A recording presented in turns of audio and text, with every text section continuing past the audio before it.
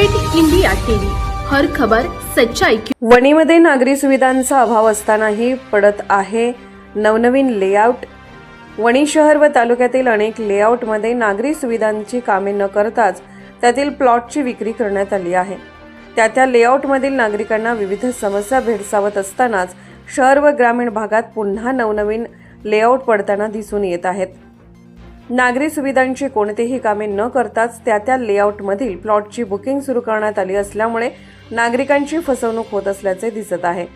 शहरी व ग्रामीण भागातील भरपूरशा लेआउटमध्ये साध्या नागरी सुविधेचे कामे करण्यात आलेली नाहीत, तरी सुद्धा अशा लेआउट मालकांना ग्रामपंचायत व नगर परिषदेने NOC दिलेली आहे। अविकसित लेआउटमधील प्लॉटची खरेदी विक्री सुद्धा झालेली आहे असे निदर्शनास आले आहे। त्यामुळे प्लॉटची खरेदी केलेल्या व त्यावर घराचे बांधकाम करणाऱ्या नागरिकांना नागरी सुविधापासून वंचित राहावे लागत आहे। शहर व तालुक्यातील अशा अविकसित लेआउटमधील प्लॉटच्या खरेदी विक्रीच्या गोरखधंद्याची सखोल चौकशी झाल्यास लेआउट मालकांसह शासकीय सेवेतील मोठे मासे गळाला लागू शकते।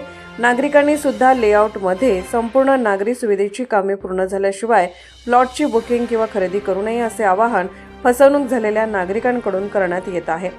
उपसंपादक रवींद्र राऊतसह शहर प्रतिनिधी धनंजय भोयर।